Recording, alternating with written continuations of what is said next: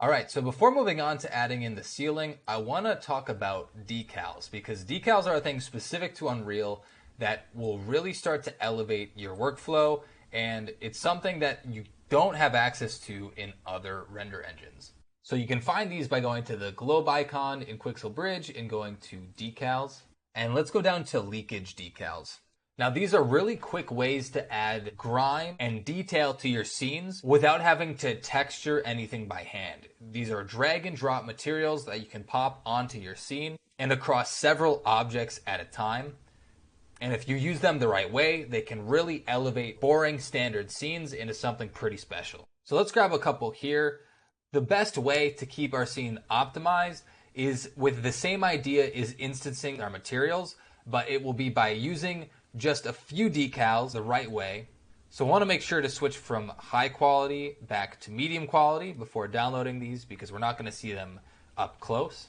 And we want to find decals that look very different from one another. So that way we have 3 or 4 unique decals that we can move around our scene, rotate them, scale them around, change them, and instance them in the same way that we're going to instance materials by just making slight modifications to the same view, but we're only going to load in a couple textures as opposed to 20 different original textures, which again will start to fill up our texture memory really, really fast. And so now we have a new decals folder in our content browser with the 4 that we've selected. And let's start to just drag these into our scene and see what they look like. If I haven't mentioned it already, if you press G, that'll swap into game mode, which is what you'll see inside of your game. It basically removes any bounding boxes or any icons that are associated with widgets, but sometimes you want to see those so that you can align them. Decals by default are brought in with X facing downwards. So if you see here, this blue arrow, that's the direction that this decal is going to project from. So if I rotate this towards our wall by 90 degrees, you'll see that now it's projecting correctly. And let's just scale this down to something a bit smaller. And you can see these need to cover whatever they're projecting onto. So this really thin green bounding box needs to be intersecting with this geometry. And you can see from here that it looks like this decal is upside down. So we'll want to rotate this 180 degrees. And there we go. So we'll thin this out just a little bit. So cool, there's our first one. And we'll just add in the rest of them so we can start to see exactly what they look like. One thing you can do too is if you just duplicate this over here, you can go to our next one and just drag in the new material. And this one we can scale out in X because it's a different resolution. And there we go. There are 4 different decals that all kind of come in at different sizes and shapes. And now we can just take these, and as long as we only bring in a couple different materials and limit the amount of textures that we're bringing in, now it's very quick to start populating them around our scenes. Another really important tip with this is a lot of times when you have the corners between 2 walls, usually these little biomes will start to form on the cracks of the walls, going up the walls and outwards. If you're familiar with ambient occlusion, this sort of starts to mimic it, but it's always better if you can find a real texture. You can see here, as soon as we start to get close to the wall, they start to get this barcode effect on the side, and it's just because our projection is a bit too big. So we could either stretch it in Y, but we could always scale this down in X and just make this really thin. And then if we start to bring this on the ground, we can make it so it just starts to appear on the very edge, and we can line that up. And now that we've set up that correctly, if we duplicate this over here, we can do a negative scale in our Z just to bring that out. We don't want to make it too uniform, but just kind of populating these out. And around here, we could add our other materials in. But now we get a lot on the ground, and we still get this harsh cutoff on the wall itself. So let's make sure to add something on the wall.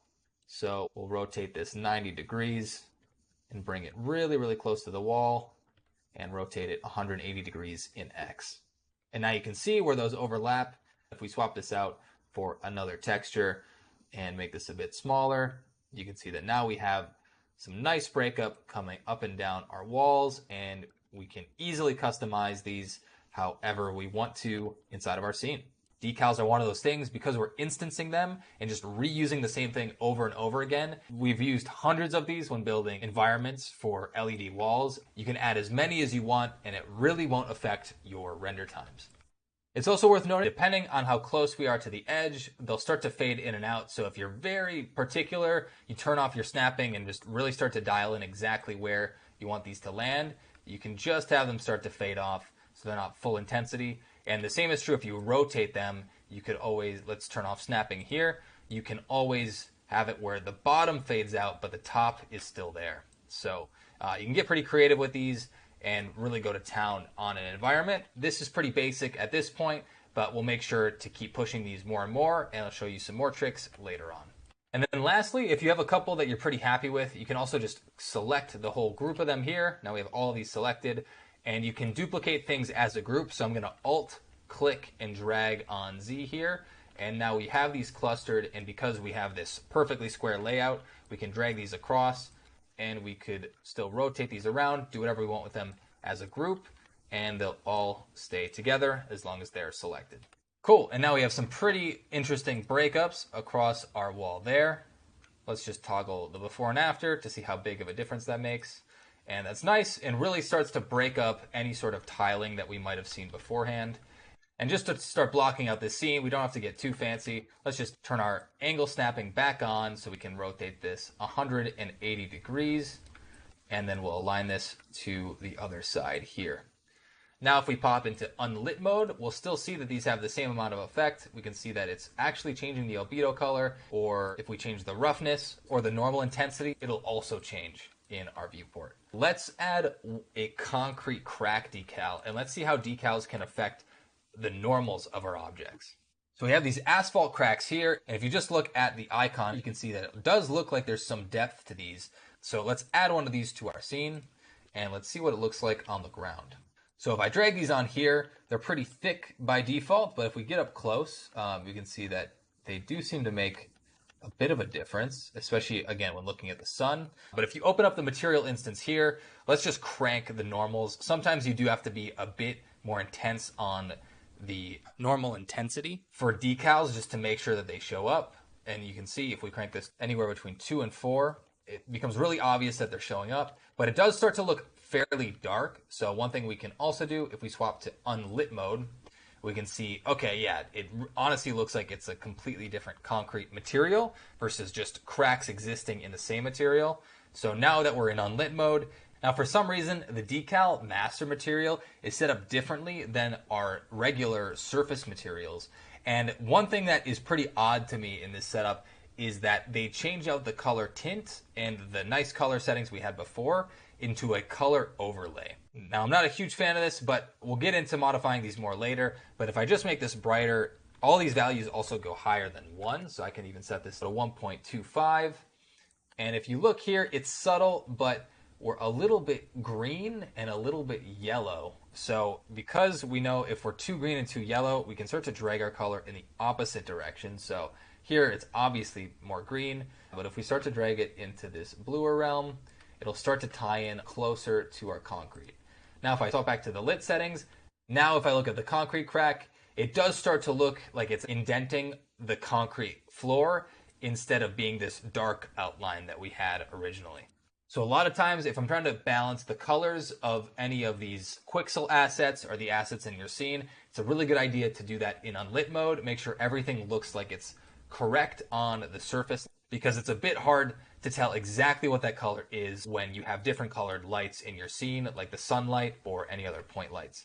Cool, so now we'll just click and drag these and duplicate a couple across our scene just to break up the ground.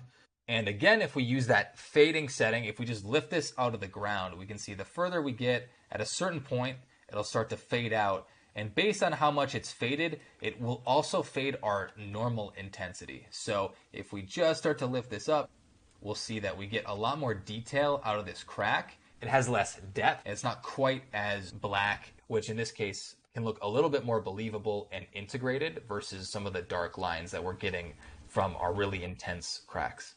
In fact, I'm just going to lift those up and just help them integrate a little bit more. Now, one more thing we can do is we could add puddles of water that reflect. We can make them really glossy or set them to 0 roughness, so they're very, very reflective, just like water. But if you type in puddle and we select decals, We're not going to get any water puddles, but instead of searching for puddles, it's going to be weird at first, but just trust me, if you search for blood, they have these blood stains decals, which I guess are graphic content now. That's new in Unreal 5.1. And we'll just try to look for some very large puddles. So let's just grab these two. And again, just make sure these are at medium quality so that our texture memory is still fairly low now that we're starting to add more and more things into our scene. So we'll export our blood materials and close out Quixel Bridge. And now let's open up our material here. So I'm going to set this to a plane. And now decals are a bit awkward to preview in the editor because if you see them over the sky, they don't really show up because they need to be over a opaque surface to show up correctly. So a lot of times I'll just set it to a cube, and you can see if we get up close to the top here, they do have some nice shininess, but one thing is clear that it is definitely red and not neutral colored or maybe blue or green like you'd expect a murky puddle to be. So briefly, we could take our color overlay and we can just take all of the red out and set our red to 0. All right, so now let's drag what is now our water material into our scene. And one thing that you can do, especially on characters, a lot of times you'll want decals on the floor, but if something's moving through the scene, it's really hard to line up every decal where it doesn't affect another surface. So one thing that we can do on any actor is in our details panel here, you can just search for decal, and there's this receives decal option, and we can just uncheck that. And now no matter where we drag this decal or any other decal in our scene, it won't be affected. And now you can see that we can put this under our actor as well, and we can get a really nice reflection from our new water decal. And again, depending on how far away we place this, we can change the opacity of our decal, which will also change how reflective it is. Cool. And one last note, there's another setting here called sort order. So if you ever have something like this, you would expect that the water would go on top of our crack decal. So if we just change the sort order to 1, whatever decal has the highest sort order will be placed on top. So if we change this to -1 or 0 like it was, it will go underneath. By default, everything is set to 0. So most of the time, if you have something, set it to 1, but you could set this to 1,000 or any number that you want. So let's do the same thing to our other blood splatter. We'll just change the color overlay here and change the red channel to 0.